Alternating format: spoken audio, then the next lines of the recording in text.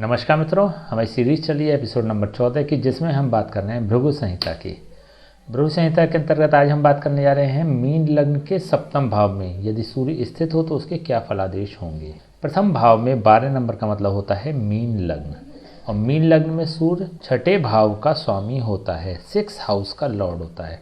छठे भाव का स्वामी होकर जब यह अपने से द्वितीय स्थान और कुंडली के सप्तम स्थान में स्थित हो जाता है तो यह मिश्रित फल प्रदान करने वाला हो जाता है। हमने एक नियम बताया था, शायद आपको ध्यान होगा, कि जब भी एक अशुभ भाव का स्वामी शुभ भाव में स्थित होता है तो अपना अशुभत्व उस शुभ भाव को दे देता है और स्वयं शुभ हो जाता है।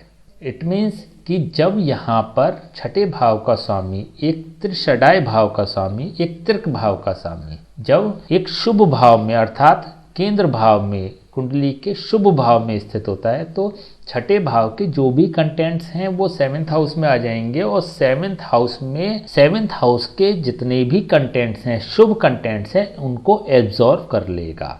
इट मीन्स कि 7th हाउस अशुभ हो जाएगा और सूर्य शुभ हो जाएगा। एक चीज, इसका इफेक्ट क्या होगा, अब ये जानते हैं कि इसका क्या इफेक्ट होगा। ऐसी स्थिति में यहाँ पे 2 चीजें हैं। पहली बात तो छठे भाव का एक अशुभ भाव का स्वामी 7th हाउस को दूषित कर रहा है। 7th हाउस होता है जीवन साथी का, दैनिक आय का और बिजनेस पार्टनरशिप का। 7th हाउस से संबंधित अन्य जितने भी कंटेंट्स हैं उनके संबंध में देखें, जैसे 7th हाउस व्यापार का भी कारक होता है, छठा भाव होता है नौकरी का और 7वां भाव होता है व्यापार का। सप्तम भाव के जो भी कंटेंट्स हैं वो दूषित हो जाएंगे, उसमें अशुभता मिलेगी। इन जनरल अगर हम बात करें तो 7th हाउस का मतलब जीवन साथी। जीवन साथी से व्यक्ति को असंतोष होगा। असंतोष इस वे में भी हो सकता है कि दोनों पति पत्नी के झगड़े हों अथवा दोनों में संबंध विच्छेद की स्थिति भी आ जाए। म्यूचुअल अंडरस्टैंडिंग इनकी नहीं बनेगी। कहीं ना कहीं व्यक्ति का जो जीवन साथी है उससे व्यक्ति पीड़ित रहेगा।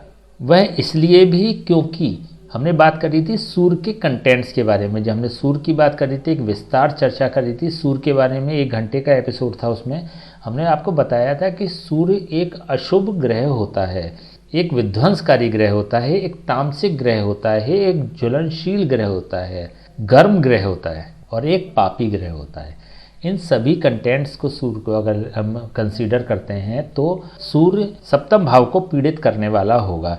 इसको हमने एक शब्द में एक परिभाषा आपको बताई थी सूर्य की, कि सूर्य जिस भाव में भी बैठता है उसको पीड़ा पहुंचाने वाला होता है, उसको नष्ट करने वाला होता है। और जिस भाव पर दृष्टि देता है, जैसे सूर्य यहाँ पर लग्न भाव पर दृष्टि दे रहा है, तो लग्न भाव के सापेक्ष अगर देखें तो सूर्य जिस भाव पर दृष्टि देता है उसको पोषण प्रदान करने वाला होता है। सूर्य की दृष्टि पोषण प्रदान करने वाली होती है। सूर्य सप्तम भाव को पीड़ित करेगा, सूर्य सप्तम भाव को परेशान करने वाला होगा। तो 7th हाउस के सापेक्ष अगर देखें सूर्य को तो बिल्कुल भी अच्छा नहीं होगा। लेकिन यहाँ पर सूर्य स्वयं में शुभ होगा, स्वयं शुभ होता है। देखिए, जो भी हम बात कर रहे हैं ना सूर्य की, वो सूर्य के हम नेचुरल कंटेंट्स की बात कर रहे हैं। किसी भी ग्रह के 2 कंटेंट्स होते हैं, 2 प्रकार से वह शुभ या अशुभ होता है। पहला तो उसका नेचुरल स्वभाव क्या है, जैसे हमने बात करी कि सूर्य का जो नेचुरल स्वभाव है वो पापी ग्रह होता है, विध्वंसकारी ग्रह होता है। इसी प्रकार से अगर इस कुंडली की अगर हम बात करते हैं तो ये छठे भाव का स्वामी हो रहा है। छठा भाव मतलब एक दूषित भाव का स्वामी हो रहा है। उस परिप्रेक्ष्य में देखें तो यह अशुभ तो है, लेकिन यहाँ पर सप्तम भाव में आकर यह शुभ हो रहा है। ऐसी स्थिति में इस सूर्य के 2 इफेक्ट्स होंगे। ये सप्तम भाव को पीड़ित करेगा लेकिन स्वयं शुभ होगा। देखिए, बहुत मामूली अंतर रखना पड़ेगा आपको इस प्रेडिक्शन करते समय कि सूर्य यहाँ पर 7th हाउस को पीड़ित करेगा, लेकिन सूर्य की महादशा, अंतरदशा और 22 साल की उम्र तक सूर्य विशेष रूप से शुभ फल प्रदान करने वाला होता है। 22 साल की उम्र तक सूर्य विशेष रूप से शुभ फल प्रदान करने वाला होता है। 11वां साल, 22वां साल और 33वां साल और 44वां साल, ये चारों वर्ष व्यक्ति के उपलब्धियों वाले रहेंगे। विशेष रूप से 22वां साल और उसके बाद 44वां साल, ये दोनों जो साल हैं वह विशेष रूप से व्यक्ति के उपलब्धियों वाले रहेंगे। लेकिन यहाँ पर छठे भाव के सापेक्ष अगर देखें तो यह सूर्य सप्तम भाव को पीड़ित करेगा। छठा भाव होता है रोग, ऋण और शत्रु का। रोग, ऋण और शत्रु का स्वामी जब सप्तम भाव में आ जाता है तो व्यक्ति को व्यापारिक रूप से कष्ट प्रदान करने वाला होता है। व्यक्ति जो भी व्यापार करेगा उसमें कंपटीशन बहुत होगा। ऋण की स्थिति आ सकती है, ऋण लेना पड़ेगा व्यापार शुरू करने के लिए, व्यापार को चलाने के लिए, व्यापार में सर्वाइव करने के लिए तीनों ही स्थितियों में ऋण लेने की आवश्यकता पड़ेगी। और व्यक्ति का जीवन साथी रोगी होगा। देखिए हमने अभी बात करी थी कि व्यक्ति को अपने जीवन साथी से कष्ट होगा, तो इस परिप्रेक्ष्य में भी हो सकता है कि व्यक्ति के जीवन साथी को सूर्य से संबंधित बीमारियां हों। सूर्य से संबंधित बीमारी होती है सिरदर्द की समस्या, माइग्रेन की समस्या, हृदय से संबंधित रोग, हड्डियों से संबंधित रोग, हाई ब्लड प्रेशर की शिकायत।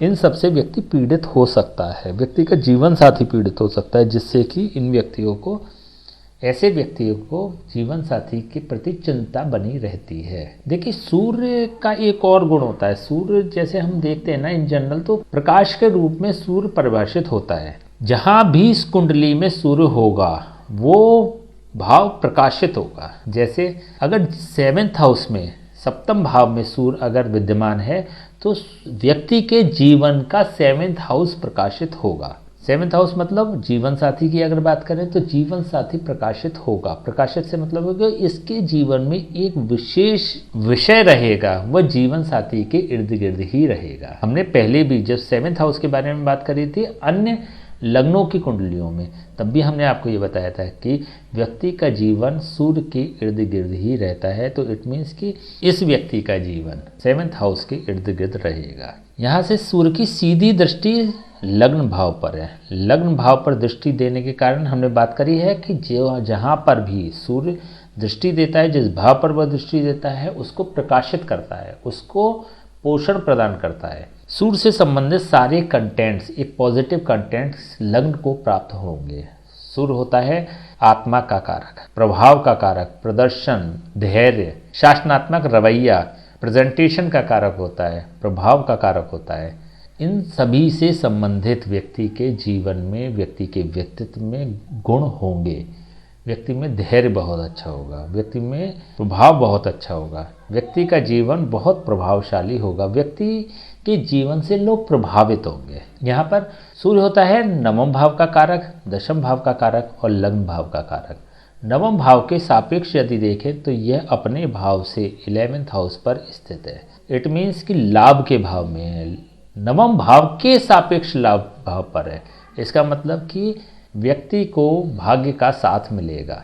7th हाउस की दृष्टि से यदि छोड़ दें तो व्यक्ति को भाग्य का लाभ मिलेगा, भाग्यशाली बनाएगा सूर्य। इट मीन्स कि 22वां साल और 22 प्लस के बाद की अवस्था व्यक्ति की विशेष रूप से तरक्की करने वाली होगी, विशेष रूप से ग्रोथ करने वाली होगी। 10वें भाव के सापेक्ष यदि देखें तो यह अपने भाव से 10th हाउस पर स्थित है। 10वें भाव का कारक 10वें भाव से 10वें स्थान पर है। इसका मतलब यह हुआ कि व्यक्ति का जो कर्म क्षेत्र होगा, जो प्रोफेशन होगा, वह बहुत प्रभावशाली होगा। व्यक्ति एक उच्च पद पर आसीन होगा, अथवा व्यक्ति व्यापार करेगा तो बहुत उच्च लेवल का व्यापार करेगा। व्यक्ति का जो पर्सनैलिटी होगी वो प्रभावित करने वाली होगी। और यहाँ पर भी सूर्य अपने समभाव रखने वाले बुध की राशि पर स्थित है, तो यह प्रभाव और भी पॉजिटिव हो जाता है, चाहे 9वें भाव के सापेक्ष बात करें अथवा हम 10वें भाव के सापेक्ष बात करें। लग्न भाव के सापेक्ष यदि देखें इस कुंडली को तो सूर्य अपने से 7th हाउस पर स्थित है और यहाँ से इसकी सीधी दृष्टि लग्न पर पड़ रही है। तो लग्न में भी सूर्य के सारे व्यक्तित्व के गुण आ जाएंगे। तो लग्न भाव के सापेक्ष भी यह सूर्य शुभ फल प्रदान करने वाला होता है। चलिए हम इसके उपाय की बात कर लेते हैं।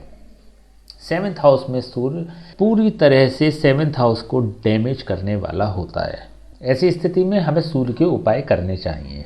यहाँ पर सूर्य के हम दान भी कर सकते हैं। यदि आपको नेगेटिव स्थिति लगती है या फिर जीवन साथी से अलगाव की स्थिति आ रही है या डाइवोर्स की स्थिति आ रही है, डाइवोर्स नहीं हो पा रहा है, ऐसी भी स्थिति जनरेट होने लगती है कि चाहते हुए भी डाइवोर्स नहीं हो पा रहा है, तो सूर्य का आप दान कर सकते हैं। सूर्य का दान किसी ब्राह्मण को करें, किसी मंदिर में ना करें, किसी ब्राह्मण को सूर्य का दान करना चाहिए।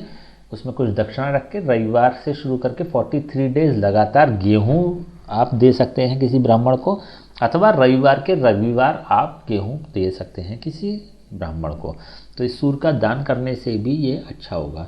यदि पत्नी का स्वास्थ्य खराब रहता है तब भी सूर्य का दान किया जा सकता है। यदि व्यापार नहीं चल रहा है, व्यापार चलाने में कोई परेशानी आती है, ऋण बहुत ज़्यादा हो रहा है, तब भी आप सूर्य का दान कर सकते हैं। यदि बाई चांस ऐसी स्थिति होती है अन्य ग्रहों के कारण, कभी कभी कुंडली में अन्य ग्रह भी इस स्थिति में बैठते हैं कि 7th हाउस पॉजिटिव हो जाता है या फिर सूर्य उतना ज़्यादा नेगेटिव इफेक्ट्स नहीं दे पाता है, तो ऐसी स्थिति में आप सूर्य के अगर नेगेटिव कंटेंट्स थोड़े से भी फील हो रहे हैं तो आपको सूर्य के जाप और हवन किसी योग्य ब्राह्मण से करवा लेने चाहिए, फिर दान नहीं करना चाहिए। क्योंकि जैसे गुरु जब सपोर्ट करता है तो वह सूर्य से ज़्यादा प्रभावशाली हो जाता है, और इस कुंडली में विशेष रूप से गुरु लग्न का भी कारक है। तो यदि गुरु सपोर्ट में आ गया, गुरु यदि पॉजिटिव हो गया, तो ये इफेक्ट्स उतने ज़्यादा नेगेटिव नहीं होंगे।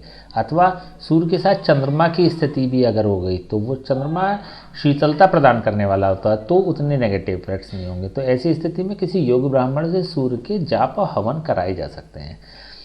ठीक है, तो आज हमने बात करी मीन लग्न के सप्तम भाव में सूर्य स्थित हो तो क्या फलादेश होंगे। नेक्स्ट वीडियो हम बात करेंगे मीन लग्न के अष्टम भाव में यदि सूर्य स्थित हो तो उसके क्या फलादेश होंगे। तब तक के लिए हमें आज्ञा दीजिए।